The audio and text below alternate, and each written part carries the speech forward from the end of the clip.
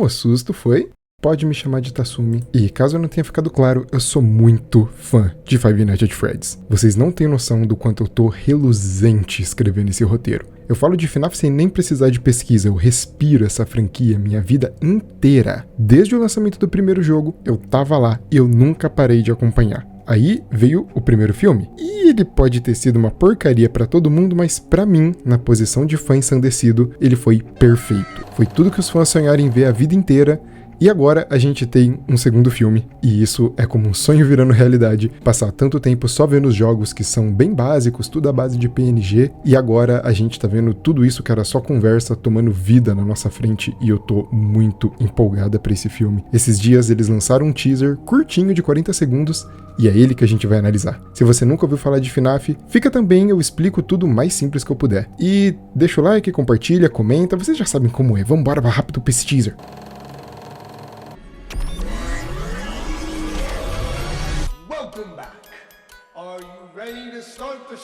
Já começa tocando a música da Puppet.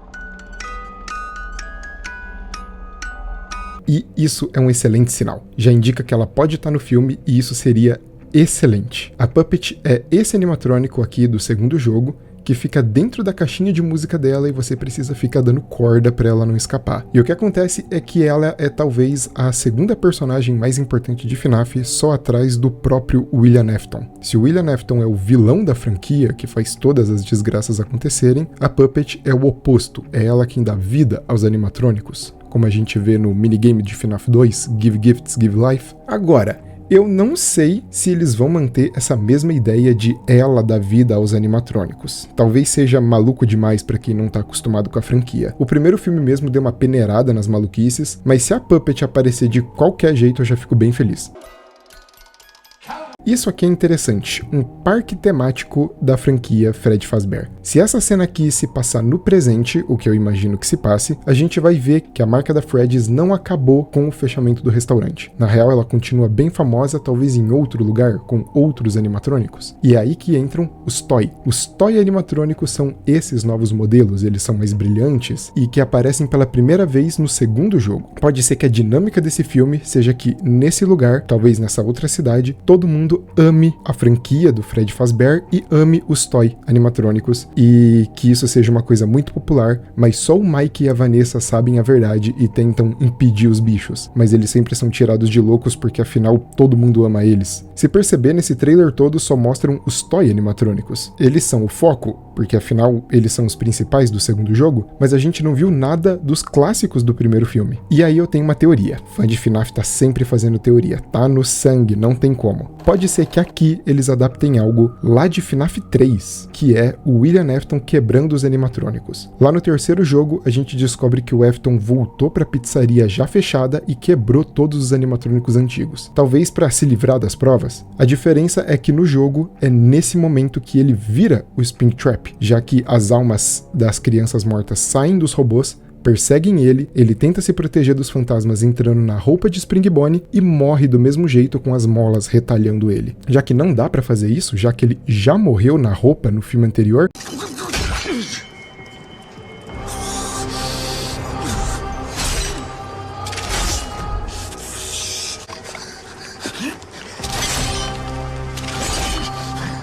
talvez esse filme comece com William acordando como Springtrap e indo pra cima dos animatrônicos do primeiro filme, pra se vingar. Aí, duas coisas podem acontecer. Ou ele vai realmente destruir eles, ou ele pode só quebrar.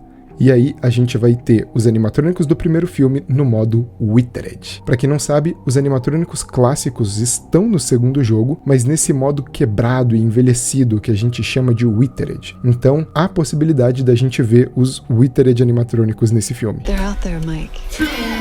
Where? Everywhere. Ó, eles estão por aí, em todo lugar. Aqui a gente tem a deixa do que vai ser a trama do filme. Porque assim, os jogos de FNAF têm uma lore muito foda, mas os jogos em si são uma repetição só. Toda vez um doido fica 5 noites numa pizzaria assombrada e é isso. Isso não ia funcionar pra um filme, a gente precisa de mais trama. E aí que entra, aparentemente, a trama vai ser eles indo atrás de outras franquias, outras pizzarias, outras vítimas do William Afton. E isso é uma excelente premissa para continuar a franquia, ótimo gancho para eles continuarem indo de encontro aos animatrônicos, dessa vez contra os Toy. Então, pelo tom geral do trailer, aparentemente a gente vai ter mais cenas de ataque e eu espero mais violência. Isso foi uma reclamação geral do primeiro filme, ele pedia mais sangue, mais mortes, mais ataques, e parece que é justamente esse caminho que eles estão indo, eu espero. Porque apesar de não ter violência explícita nos jogos, essa é uma franquia que pede violência. É só a gente lembrar da tela de Game Over do primeiro jogo com os olhos do Mike saindo pra fora de uma máscara de Fred. É bizarro. Vamos ter localidades novas. A gente vê ataques nessa escola, vê eles no parque de diversão e não vimos o restaurante do FNAF 2 em momento nenhum. Eu tô achando que nesse filme o restaurante não vai ser tão importante e vai ser um filme muito maior no sentido de eles estarem espalhados pela cidade. Talvez eles deixem o restaurante pro terceiro ato do filme, com eles fugindo pro restaurante do segundo jogo e todos os animatrônicos indo atrás deles e eles sobrevivendo a todos de uma vez com um caos digno de uma noite 5.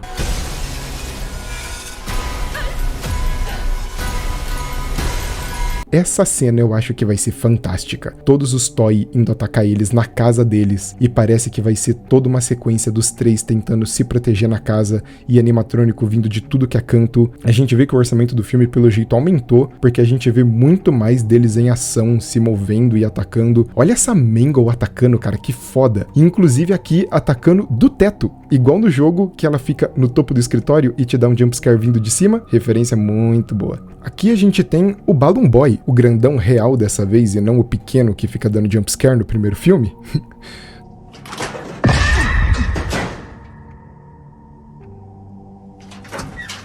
Tô curioso pra ver o que eles vão fazer com ele, porque no jogo o Balloon Boy não te ataca, ele só entra na sua sala e fica dando risada pra atrair os outros animatrônicos. Mas eles já mudaram coisas antes, tipo dando mais ação pro Cupcake da Chica no primeiro filme, que no jogo nunca fez nada e no filme ele é uma máquina de matar. Então eles podem muito bem inventar uma nova função pro Balloon Boy nessa trama que vai se passar mais fora do restaurante, tô curioso pra ver. Aí, vamos falar do primeiro elefante na sala. Esse filme realmente vai se passar depois do primeiro. Porque assim, pra quem não sabe, nos jogos, o FNAF 2 se passa antes de FNAF 1. O primeiro se passa ali na década de 90 e o segundo se passa em 1987. E é importante se passar nesse ano por causa da famosa mordida de 87, que é o evento que meio que começa toda a história de FNAF, que é quando uma criança é acidentalmente mordida por um animatrônico e tem parte da cabeça arrancada. Esse evento é o pontapé inicial para todos os acontecimentos da franquia e é a origem do vilão do William Afton. Quando anunciaram o segundo filme, todo mundo imaginou que ele ia se passar antes também, justamente para contar a história de origem dele, da mordida de 87, mas aparentemente não, o filme vai ser uma continuação mesmo. A menos que a gente possa ter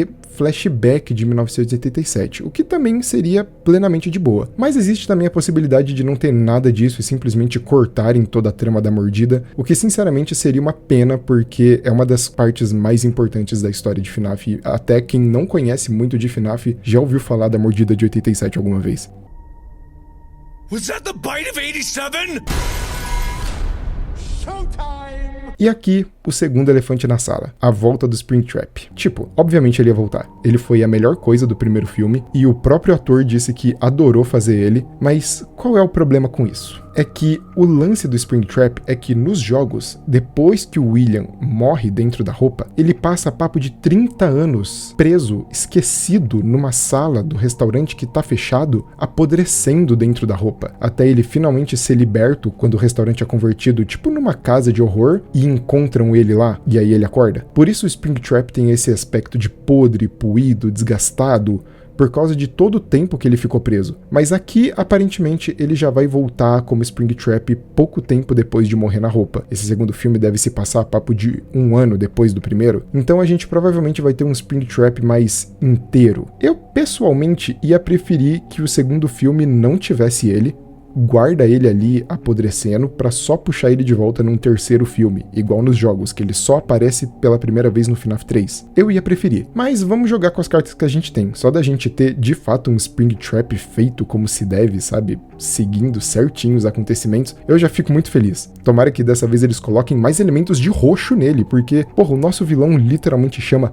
Purple Guy, e no primeiro filme inteiro não tem nada de roxo nele, nem uma camisa. Que ódio! Fico pensando também se talvez a gente vai ter algo do Henry nesse filme. O Henry, pra quem não sabe, ele foi sócio do William Afton quando os dois criaram a primeira pizzaria. O William era o cara dos negócios e o Henry era quem construía os robôs, então foi o Henry que construiu os animatrônicos. Só que conforme o William foi ficando louco e serial killer, o William foi se afastando dele e foi virando meio que o arqui-inimigo, tentando impedir o William. Então a rivalidade do William Afton com o Henry é muito importante nos jogos, sabe? O Henry se sente culpado por todos os animatrônicos que ele criou e que o William acabou usando pro mal, e eu acho que essa dinâmica seria muito legal de se explorar no filme também, mas eu não sei, talvez acabasse ficando com personagens demais no filme, mas eu ia gostar muito se tivesse, muito, muito. Se a gente tiver a Puppet, as chances de ter o Henry aumentam, só digo isso.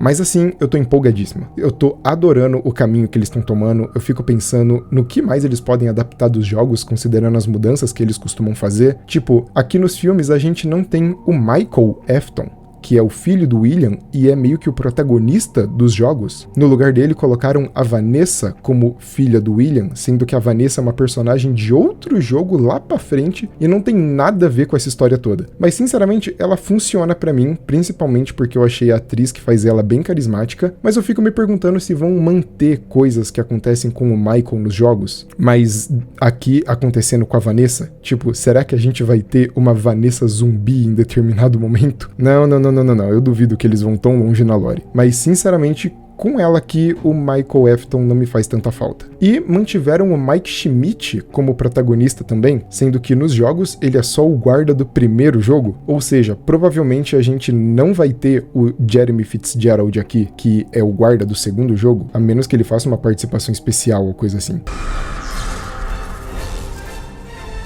E pela segunda vez o trailer acaba com a Toreador Song, que é a musiquinha mais icônica, é a música do Fred.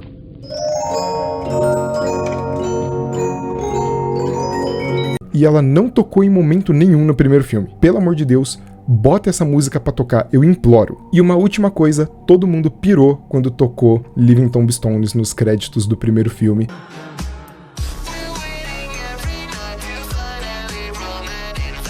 A fanbase de FNAF, caso você não saiba, tem um talento maravilhoso de criar as músicas mais animadas e dançantes para os temas mais tristes e mórbidos possíveis. Então, esse filme só tem uma missão. Quando os créditos subirem, é isso aqui que tem que tocar.